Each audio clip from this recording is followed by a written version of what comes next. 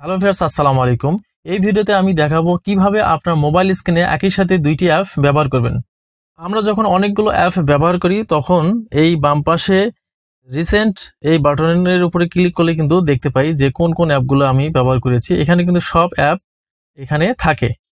এখন আপনি কোনো নির্দিষ্ট এই অ্যাপ ব্যবহার করতে চাইলে তাহলে কিন্তু শুধুমাত্র সেই অ্যাপটি আপনার স্ক্রিনে শো করে। এখন আপনি যদি এই অ্যাপ ব্যবহার করার পাশাপাশি আর কোনো অ্যাপ বা অপশন ব্যবহার করার প্রয়োজন পড়ে তাহলে আবার আপনি এই রিসেন্ট অ্যাপে কিন্তু দেখেন যে কোন অ্যাপটি আপনার দরকার, সেই অ্যাপটি কিন্তু আবার সিলেক্ট করে সেটা ব্যবহার করতে হয়। কিন্তু একই সাথে যদি এই দুইটি অ্যাপ আপনি ব্যবহার করতে চান তাহলে কিভাবে করবেন সেই বিষয়টি আপনি এখন স্ক্রিনে খেয়াল করুন।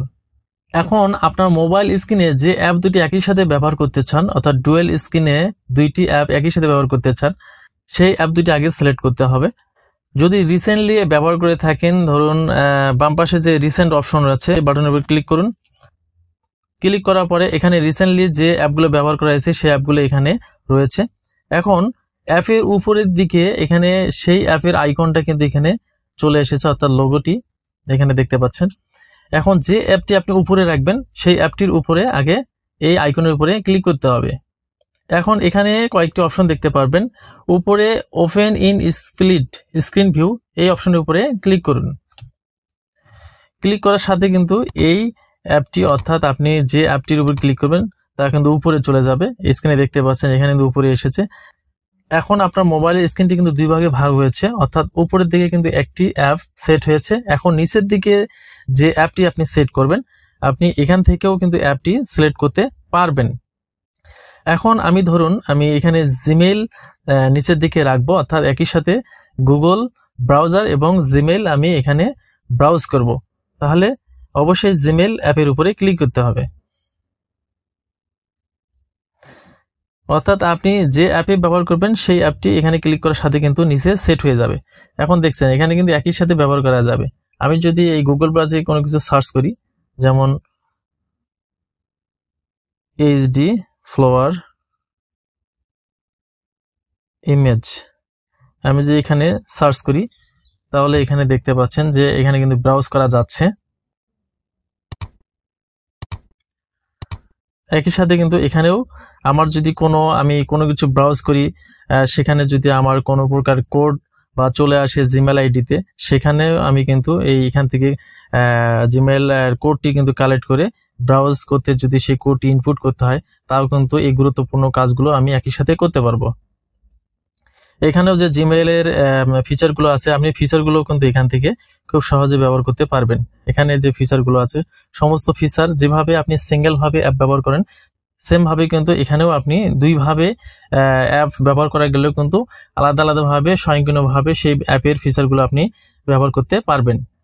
এখন যদি এই অ্যাপ দুটিকে আপনি পরিবর্তন করতে চান যে না আমি এই অ্যাপ দুটির মাঝে আবার কোনো পরিবর্তন করব বা অন্য কোনো অ্যাপ ব্যবহার করব, তাহলে কিভাবে করবেন? আপনি আবার নিচের দিকে এখানে টেনে নিয়ে আসুন উপরের দিকে, তাহলে কিন্তু এখানে বাটনটি চলে আসবে। আবার এখান থেকে আপনি মিনিমাইজও করতে পারেন।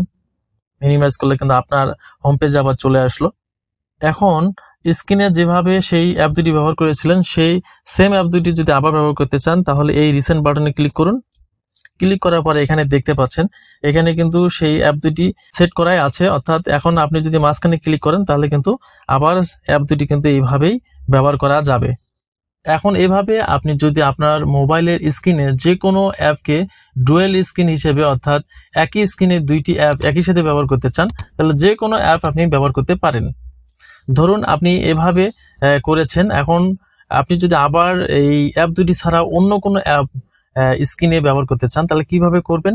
আপনি প্রথমে নিচের দিকে আপনার বাটনটি নিয়ে আসুন, অর্থাৎ হোম বাটনের উপরে ক্লিক করুন।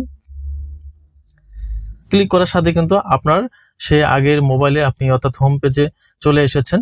আপনার মোবাইল স্ক্রিনের হোম পেজ থেকে আপনি এখন ধরুন আপনি যে কোনো অ্যাপ ব্যবহার করবেন, আপনার এখানে সেটিংসে আপনি ঢুকেছেন।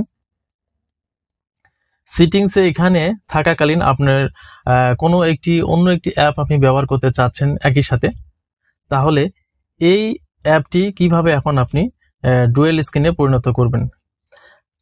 এখন এই অ্যাপটিকে ডুয়েল স্ক্রিনে পরিণত করার জন্য উপরের দিকে যদি স্যামসাং ফোন হয়ে থাকে তাহলে অবশ্যই উপরের দিকে ডান কোনায় আপনি একটু নখ দিয়ে বামের দিকে চেপে নিয়ে আসুন।